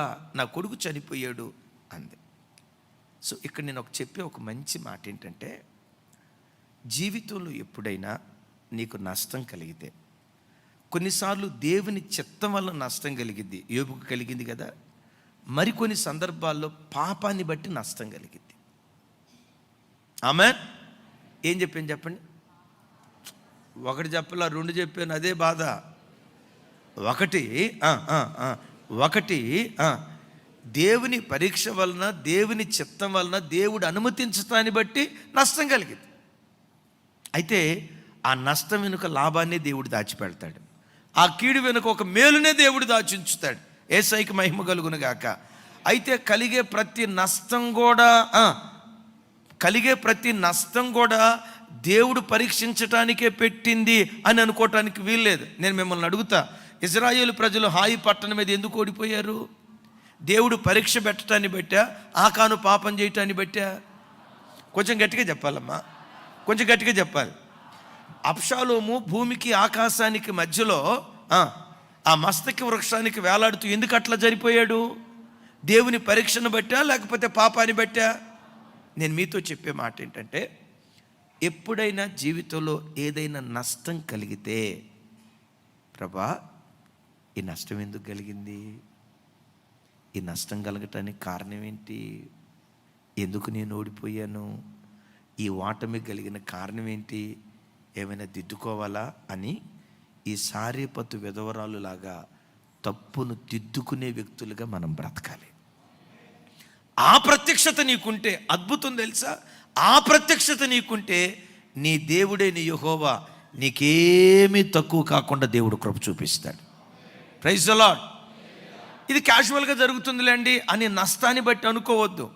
హాయి పట్టణం మీద ఓడిపోయిన తర్వాత, ఓడిపోయారు కదా, ఓడిపోయిన వెంటనే మీరు నాకు సమాధానం చెప్పండి. ఓడిపోయిన వెంటనే నాయకుడైన యెహోషువ ఏం చేశాడు? అంటే మందసం ఎదుట ఉదయం నుంచి సాయంత్రం దాకా సాష్టాంగపడి బట్టలు చిప్పుకొని, దేవా మేమెందుకు ఓడిపోయాం? మా ఓటమి కలిగిన కారణం ఏంటి? ఈ లేమి కలిగిన కారణం ఏంటి? మేము నష్టపోవటానికి కారణం ఏంటి? ఓడిపోవటానికి కారణం ఏంటి? ఈ అవమానానికి కలిగిన కారణం ఏంటని సాయంత్రం వరకు బట్టలు చింపుకొని దేవుని దగ్గర ఏడ్చాడు. నా ప్రభు బిడ్డలారా, జీవితంలో ఆయన పిల్లలైన మనం యెహోషువ లాగా ఎప్పుడైనా ఓటమిని ఎదుర్కొన్నప్పుడు ఆయనలాగా ప్రార్థించి దిద్దుబాటు చేసుకునే కృప దేవుడిచ్చునుగాక. దేవుడు చెప్పాడు, శపితమైనది ఒకటి ఇశ్రాయేలు ప్రజల మధ్యలో ఉంది, అది నిర్మూలన చేస్తే తప్ప నేను మీకు తోడై ఉండను అన్నాడు. నిర్మూలన చేశాడండి. ఆ తర్వాత అదే హాయి పట్టణం మీద యుద్ధానికి వెళ్ళాడు. ఆ దేవుడు ఏం చేశాడో తెలుసా? యెహోషువ ఎక్కడ ఓడిపోయాడో ఓడిపోయిన చోటే దేవుడు గెలిపించాడు. తల దించుకున్న చోటే వారి తల దేవుడు పైకెత్తాడు. ఈ మాట వింటున్న బిడ్డలారా, గడిచిన జనవరి మాసంలో, ఫిబ్రవరి మాసంలో, గడిచిన 2 నెలల్లో ఎక్కడైనా నువ్వు ఓడిపోయినట్లుగా ఉంటే యేసు నామం పేరిట మార్చి నెలలో ఓడిపోయిన చోటే దేవుడు నిన్ను గెలిపించునుగాక. అపజయం పొందిన చోటే ఆశీర్వాదం దేవుడిచ్చునుగాక. ఏ స్థలంలో ఓడిపోయావో, ఏ వ్యాపారంలో ఓడిపోయావో, ఏ ఉద్యోగంలో ఓడిపోయావో, ఏ కుటుంబంలో ఓడిపోయావో, ఏ చదువులో ఓడిపోయావో, ఏ ఉద్యోగం దగ్గర ఓడిపోయావో, ఓడిపోయిన చోటే నా దేవుడు నిన్ను గెలిపించునుగాక. అయితే గెలిపించాలంటే మనం దిద్దుబాటు చేసుకోవాలి. చప్పటి కొట్టు స్తోత్రాలు చెప్పి ఆమేన్, హల్లెలూయా. సరే, ఆ తల్లి వచ్చి, ప్రవక్త ఏంటి ఎట్లా అంది. బైబిల్లో రాయబడిన మాట ఏంటంటే, ఆ ప్రవక్త పై అంతస్తుకు వెళ్ళి, ఆమేన్, ఏ అంతస్తుకి? పై అంతస్తుకు వెళ్ళి చనిపోయినటువంటి ఆ కుమారుణ్ణి తాను పండుకునే మంచం మీద పెట్టి యెహోవా సన్నిధిలో ప్రార్థన చేయటం ప్రారంభించాడు. నా ప్రభు బిడ్డలారా, మన బ్రతుకులో మనకి ఏది తక్కువ కాకుండా ఉండాలన్నా, ఆయన మనలను కాపరిగా మనలను వెంబడిస్తూ ఆయన కాపరత్వంలో మనం బ్రతకాలన్నా, గమనించండి, ఇంట్లో మరణం జరిగింది, కీడు జరిగింది. కీడును బట్టి కింద అంతస్తుకు వెళ్ళాడా, పై అంతస్తుకు వెళ్ళాడా? నీ ఇంట్లో సాతాను ఎంతగా శోధించినా భక్తిలో అంతస్తు వెంబడి అంతస్తు, అంతస్తు వెంబడి అంతస్తు, శిఖరాలకు వెళ్ళే కృప దేవుడు మనకిచ్చునుగాక. ఏ అంతస్తుకు వెళ్ళాడట? కొంచెం గట్టిగా. కొంతమంది వాళ్ళ జీవితాల్లో కలిగిన శ్రమను బట్టి క్రింద అంతస్తుకు దిగిపోతూ ఉంటారు, భక్తిలో దిగజారిపోతూ ఉంటారు, ప్రార్థనలో దిగజారిపోతూ ఉంటారు. వాక్యం వింటున్న బిడ్డ, నీ జీవితంలో ఎప్పుడు కరువు కలిగినా, ఎప్పుడు కష్టం వచ్చినా, ఎప్పుడు వాటం వచ్చినా, ప్రభువా నేను ఎక్కేవాడిగానే ఉండాలి కానీ దిగేవాడిగా ఉండకూడదయ్యా. Praise the lord, praise the lord. ఎక్కేవాడిగానే ఉండాలి కానీ దిగేవాడిగా ఉండకూడదయ్యా. ఆ కాపరి మీద అంత నువ్వు నమ్ముకుంటే నీ బ్రతుకులో నీకేమీ తక్కువ చేయడం. ఏ రోజు ఎప్పుడు ఏది నీకు కావాలో తన మహిమైశ్వర్యంలో దేవుడు నీకు ఇస్తానే ఉంటాడు. Praise the lord. ఏది తక్కువ కాకుండా తన మహిమైశ్వర్యంలో దేవుడు అనుగ్రహించునుగాక. పై అంతస్తుకు వెళ్ళాడు. పై అంతస్తుకు వెళ్ళి ఆ మంచం మీద కొడుకును పండుకోబెట్టాడు. మంచం దేనికి గుర్తంటే విశ్రాంతికి గుర్తు. మంచం మీద ఎవరిని పండుకోబెట్టాడు? చచ్చిన శవాన్ని పండుకోబెట్టాడు. ఈ మాటకున్న ఆధ్యాత్మిక అర్థం ఏంటంటే, మన ఇంట్లో పాపము చేత, అపరాధము చేత చచ్చిన వాళ్ళు కొంతమంది ఉంటారు. వాళ్ళను బ్రతికించే వరకు మనం మంచం ఎక్కేవారిగా ఉండకూడదు. Praise the lord. వారిని బ్రతికించే వరకు, విన్నారా ఈ మాట? వారిని బ్రతికించే వరకు. కొంతమంది పాపం చేత, అపరాధము చేత చచ్చిన స్థితిలో ఉన్నారు. అంటే మానవ భాషలో చెప్తాను, భర్త త్రాగుబోతు, దేవుని దగ్గరికి రాకుండా తన ఇష్టానుసారంగా బ్రతుకుతున్నవాడు. అలాంటి భర్తను ఇంటిలో పెట్టుకొని ఏ భార్య సుఖంగా నిద్రపోకూడదు. ఆమేన్. చచ్చిన వ్యక్తి, పాపము చేత, అపరాధము చేత చచ్చిన వ్యక్తిలోకి దేవుడు జీవాన్ని పోసే వరకు పట్టుదలతో ప్రభు దగ్గర ప్రార్థన చేయాలి. Praise the lord. ఆ పట్టుదలతో కూడుకున్న ప్రార్థన, ఎండిన ఎముకలు కూడా నా దేవుడు జీవం పోయునుగాక. ఎండిన ఎముకలు కూడా దేవుడు జీవాన్ని పోసి వాటిని మహాసైన్యంగా దేవుడు మార్చునుగాక. అయితే ప్రభు బిడ్డలుగా మనలో ఏముండాలో తెలుసా? పాపము చేత, అపరాధము చేత చచ్చిన స్థితిలో ఎంతమంది అయితే బ్రతుకుతున్నారో వారి కొరకు కన్నీళ్లు కార్చే వ్యక్తులు సంఘాల్లో నుంచి లేవాలి. దావీదు భక్తుడు ఒక చోట అంటాడు, నా జనులు ధర్మశాస్త్రమును అనుసరించకపోయినందున నా కన్నులు ఏరులై ప్రవహిస్తుంది అయ్యా అంటాడు. నా జనులు ధర్మశాస్త్రమును అనుసరించకపోయినందున, అనుసరించనిది తన కొడుకు కాదు, తన కూతురు కాదు. ఆ రాజ్యంలో ఉన్న ప్రజలు ధర్మశాస్త్రాన్ని అనుసరించకపోతే వాళ్ళని చూసి రేయింబగళ్ళు ఏడుస్తూ ఉన్నాడు భక్తుడైన దావీదు. అందుకని దావీదు బ్రతుకులో ఏది తక్కువ కాకుండా దేవుడు కృప చూపించాడు. నా ప్రభు బిడ్డలారా, దేవుడు మనల్ని ఆశీర్వదించి మనలందరినీ ప్రభు రక్షించిన తర్వాత మన బంధువుల్లో పాపము చేత, అపరాధము చేత చచ్చిన వాళ్ళు చాలామంది ఉన్నారు. వాళ్ళ కొరకు ఏడవలసిన బాధ్యత నీ మీద లేదా? వాళ్ళ కొరకు కన్నీళ్లు కార్చాల్సిన బాధ్యత నీ మీద లేదా? వాళ్ళ కోసం నీ నిద్ర చంపుకోవలసిన బాధ్యత నీ మీద లేదా? వాళ్ళ కోసం కడుపు చంపుకోవలసిన బాధ్యత నీ మీద లేదా? వాళ్ళ కోసం ఇలా మాసాంతర కోటాలకు వచ్చి దేవుని సన్నిధిలో ఏడవలసిన బాధ్యత, భారం మన మీద లేదా? ఏదైనా ఒక విషయం కొరకు, ఒక వ్యక్తి కొరకు నువ్వు ప్రార్థన ప్రారంభిస్తే, యాకోబు భక్తుడు అంటాడు కదా, యాకోబు బలిష్ఠునికి నేను ఒక నివాస స్థలము చూచు వరకు నా కనురెప్పలు మూతపడనివ్వను, నేను పరుండే మంచం. కొంచెం గట్టిగానమ్మా, కొంచెం గట్టిగా. నువ్వు ఎంత పట్టుదలతో ప్రార్థన చేస్తావో దేవుడు కూడా అంత తొందరగా దేవుడు కార్యం చేస్తాడు. నువ్వు ప్రార్థన చేసేటప్పుడు కూడా ఎంత పట్టుదలతో, ఆత్మ తీవ్రతతో ప్రార్థన చేస్తావో అంత తీవ్రంగా దేవుడు స్పందిస్తాడు. ఉపవాస ప్రార్థనలో చెప్పాను, బంతి ఉంది, బంతి ప్రార్థన బంతి లాంటిది, ప్రార్థన బంతి లాంటిది. ఈ రబ్బర్ బంతిని మెల్లిగా కొట్టామనుకోండి, ఎంత ఎత్తు లేస్తుంది? అది కూడా లేద్దామా వద్దా అన్నట్లుగా మెల్లిగా లేస్తుంది. బలంగా కొడితే చెప్పాలి గట్టిగా. ఇప్పుడు రాయి ఉంది, ఆ రాయికి దెబ్బ తగిలిద్దామన్నట్టుగా మెల్లిగా కొట్టావనుకో, జీవితకాలానికి కూడా అది పగలదు. నువ్వు దెబ్బ ఎంత బలంగా కొడితే అంత తొందరగా పగిలిపోద్ది. దేవుని సన్నిధిలో నువ్వు ప్రార్థన చేసేటప్పుడు కూడా ఎంత పట్టుదలతో నువ్వు ప్రార్థన చేస్తావో, నీ పట్టుదలను దేవుడు చూసి పాపము చేత, అపరాధము చేత చచ్చిన వారిని దేవుడు బ్రతికించునుగాక. గట్టిగా చెప్దాం ఆమేన్, ఆమేన్. ఇంకొకసారి చెప్దాం ఆమేన్. అలా మనం ప్రభు సన్నిధిలో ప్రార్థన చేసుకుంటూ వెళ్తూ ఉంటే మన దేవుడు మనకు తోడై ఉంటాడు. ఏమీ తక్కువ కాకుండా దేవుడు కృప చూపిస్తాడు. ఏ సమయంలో ఎప్పుడు ఏది కావాలో తన మహిమైశ్వర్యంలో దేవుడు తీరుస్తాడు. ఆమేన్. ఇప్పుడు మన చర్చికున్న రెండు ప్రధాన సమస్యలు, ఒకటి పార్కింగ్, రెండవది సండే స్కూల్. ఈ రెండు ప్రధాన సమస్యలు. ఒక్కొక్కసారి మనుషులం కదా, గుండెల్లో కాస్త భయం అనిపిస్తూ ఉంటుంది. ప్రభా, దూర ప్రాంతాల నుంచి చాలామంది కారులో వస్తున్నారు నాయన, ఎక్కడో రోడ్డు మీద పార్కింగ్ కొంతమంది ఇబ్బందిగా అనిపించవచ్చు.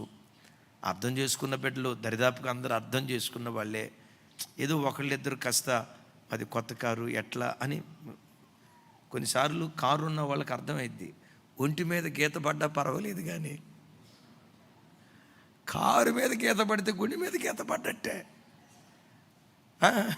అది పరిస్థితి. ప్రభా, మరి ఈ పరిస్థితిని, మనుషులం కదా కాస్త టెన్షన్ ఉంటుంది, మనుషులం కదా లోపట కాస్త భయం అనంగాని ఏమంటారు, మీరే అనుకోండి. అది ఇక అప్పుడు నాకేమనిపిస్తుంది అంటే, మొన్నే మన ఎబినేజర్ అన్న మేము మాట్లాడుకుంటూ ఉంటే, అన్న నాకు ఒక ధైర్యం ఒకటే, గొర్రెలనిచ్చిన దేవుడే దొడ్డిని కూడా ఏర్పరుస్తాడు. దూర ప్రాంతాల నుంచి కొన్ని వందల మంది వస్తున్నారు కార్లు వేసుకొని.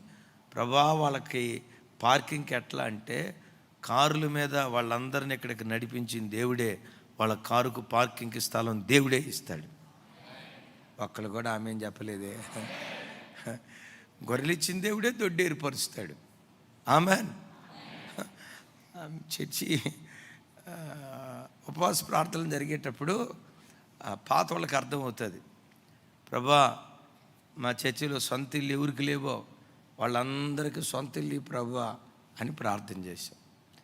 2 వీలర్లు ఎవరెవరికి ఉన్నాయో వాళ్ళందరికీ కారులు ఇవ్వండి ప్రభా అని ప్రార్థన చేశాం. ఈ ప్రార్థన చేసే పరంపరలో మా మధ్యలో ఉన్న ఒక తోమ వచ్చి అన్నాడు, అన్న అందరూ కారులో వస్తే పార్కింగ్ ఎట్టన్నా అన్నాడు. నాకు డౌటు, ఆ తోమ వల్లే ఇంతవరకు రాలా. యేసు నామములో ఆ తోమ మనసు మార్చును కాక. ఎప్పుడో మారాడు, ఇప్పుడు ఆమెనంటే అట్ట.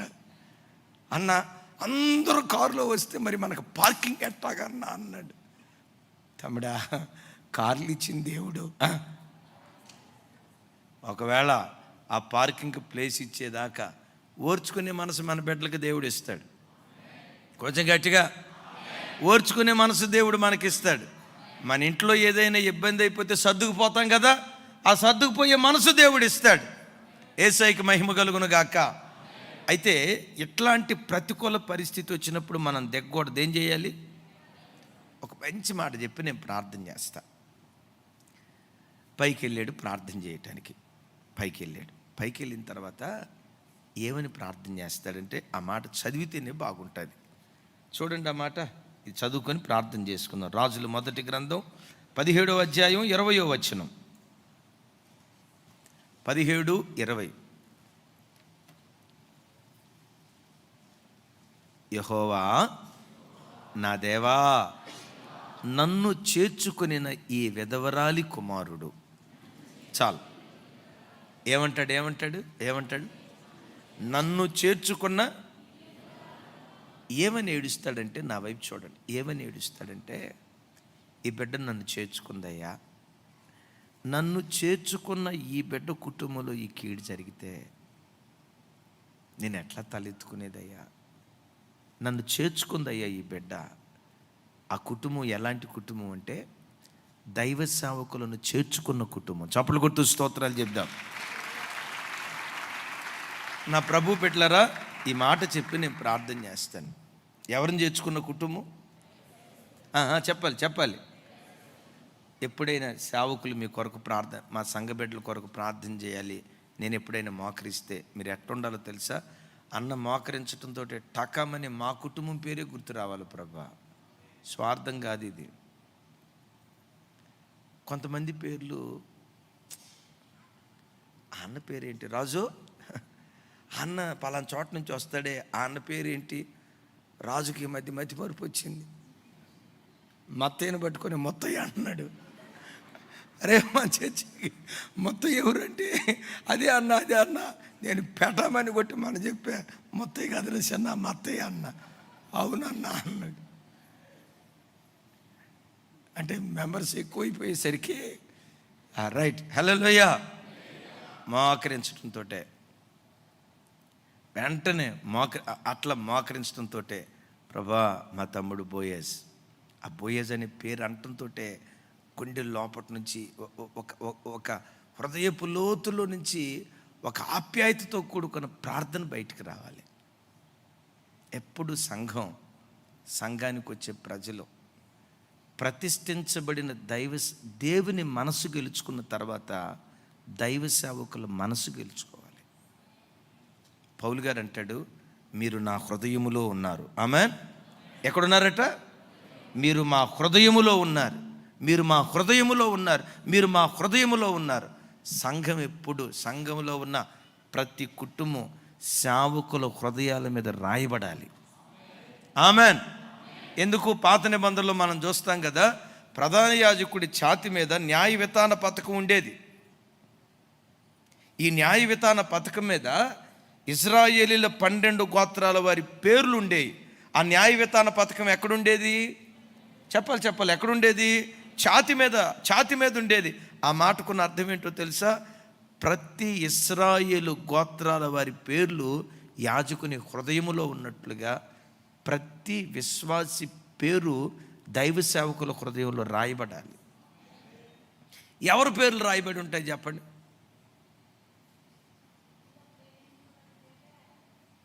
ఇక అంతే. మేము మనుషులమే కదమ్మా, కదా. సరే, మమ్మల్ని పక్కన పెట్టండి. యేసయ్య బ్యాచ్లో మొత్తం ఎంతమంది ఉన్నారు చెప్పండి? 70 మంది శిష్యులు, 12 మంది అపోస్తులు. ఈ 70 మంది శిష్యుల్లో 12 మంది అపోస్తుల్లో యేసయ్య ఎక్కడికి వెళ్ళాలన్నా చూసన్నా చెప్పండి అన్నా, ఎంతమందిని? ముగ్గురిని తీసుకొని వెళ్ళేవాడు. ఎవరెవరు? వాళ్ళ ముగ్గురినే ఎందుకు తీసుకెళ్ళావు అని అనకూడదు. అట్లా గెలుచుకున్నారు వాళ్ళు. యేసయ్య మనసు గెలుచుకున్నారు. మళ్ళీ ఈ ముగ్గురులో తేడా ఒకటేంటో చెప్పమంటారా? ఈ ముగ్గురులో యేసయ్య చేత ప్రేమించబడిన శిష్యుడు ఒకడున్నారు. ఎవరో చెప్పాలి. యోహాన్నే ఎందుకు ప్రేమించావు? ప్రేమించేటట్లుగా తను బ్రతికాడు. Praise the lord. ప్రేమించేటట్లుగా బ్రతికాడు. హల్లెలూయా. కొంచెం గట్టిగా హల్లెలూయా. ప్రభు బిడ్డలారా, ఈ కుటుంబం దైవజనుడిని చేర్చుకుంది. ప్రభా, నన్ను చేర్చుకున్న కుటుంబం అయ్యా, మేము ఎప్పుడైనా మోకరించినప్పుడు మీ కుటుంబం కొరకు ప్రార్థన చేసేటప్పుడు, దేవా, ఈ రూతక్క రోజు మందిరానికి వస్తూ ఏడుస్తూ ప్రార్థన చేస్తుందయ్యా. ఆ బిడ్డ కన్నీటి ప్రార్థనా పరురాలన్న సంగతి నాకు తెలుసు. దేవా, ఆ ఇంట్లో ఈ కష్టం వచ్చింది, కనికరించువా. మంచి భక్తి కలిగిందయ్యా. ప్రభా, ఆ ప్రేమవతి అక్క చాలా భక్తి కలిగింది. మా సేవ ప్రారంభం నుంచి బిడ్డలు వచ్చిన వాళ్ళయ్యా. మా కష్టంలో మమ్మల్ని విడిచిపెట్టలేదయ్యా. మా నష్టంలో మా కుడి పక్కన నిలవబడ్డారయ్యా. ఎంత భక్తి కలిగిన బిడ్డలయ్యా. ఈరోజు ఆ కుటుంబంలో కొంచెం కనికరించవా ప్రభా అని దైవ సేవకులు ప్రార్థనలో మోకరించినప్పుడు, ప్రభా, వీళ్ళు ఎంత భక్తిగా బ్రతికారయ్యా, వీళ్ళని ఎట్లా నువ్వు మర్చిపోతావు, ఒక్కసారి వాళ్ళ భక్తి గుర్తుకు తెచ్చుకోయ్యా అని దైవజనుడు ప్రార్థన చేసే స్థాయికి ఒక విశ్వాసి ఎదగాలి. Praise the lord. కొంచెం గట్టిగా ప్రైజ్ ది లార్డ్. న్యూస్ పేపర్లో పేరు ఎక్కాలంటే ఏం చేయాలి చెప్పండి?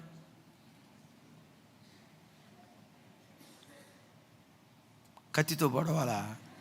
మరి పొడువు రాజా. నిజమే, కత్తితో పొలిసేవాడు కూడా పేరు ఎక్కుతాడు. నిజమే. అట్లా పేరు ఎక్కకూడదు. ఎట్లా పేరు ఎక్కాలి? పలానా అబ్బాయి ఐఏఎస్ ఆఫీసర్ అయ్యాడంట, పలానా అమ్మాయి సివిల్ సర్వెంట్ అయిందంట. ఇట్లా పేరు ఎక్కాల. యేసయ్యకి మహిమ కలుగును గాక. ఆ రీతిగా ఈ కుటుంబం బ్రతికింది కాబట్టే నా ప్రభు బిడ్డలారా, వాళ్ళకేమీ తక్కువ కాకుండా ఆ సమయానికి కావలసిన అవసరత దేవుడు తీరుస్తూ వెళ్ళాడు. ఆమేన్. దేవుడు అలా చేయాలంటే, ముగిస్తాను చూడండి, విశ్వాసంలో నువ్వు తక్కువగా కనపడకూడదు. రైట్? దేవునికి ప్రాధాన్యత ఇచ్చే విషయంలో నువ్వు తక్కువగా కనపడకూడదు. బ్రతుకును దిద్దుబాటు చేసుకునే విషయంలో నువ్వు తక్కువగా కనపడకూడదు. పై అంతస్తుకు ఎక్కే విషయంలో నువ్వు తక్కువవాడిగా కనపడకూడదు. సేవకులతో కలిసి పరిచర్య చేసే విషయంలో నువ్వు తక్కువవాడిగా కనపడకూడదు. ఆయన త్రాసులు తూసినప్పుడు ఆయన తూకానికి సమముగా మన ముందుముగాక. నా చేతులెత్తి మీ అందరినీ దీవిస్తున్నాను. గడిచిన 2 నెలల్లో, గత సంవత్సరాల్లో ఎక్కడ ఓడిపోయారో అక్కడే రాగల మార్చి మాసంలో దేవుడు గెలిపించును గాక. మీ చేతి పనులన్నిటిని దేవుడు ఆశీర్వదించును గాక. ఏది తక్కువ కాకుండా మీ అవసరత మిమ్మల్నే వెతుక్కుంటా వచ్చేటట్లుగా దేవుడు ఆశీర్వదించును గాక. లైక్ చేయండి, షేర్ చేయండి. మరిన్ని వీడియోల కోసం సబ్స్క్రైబ్ చేయండి.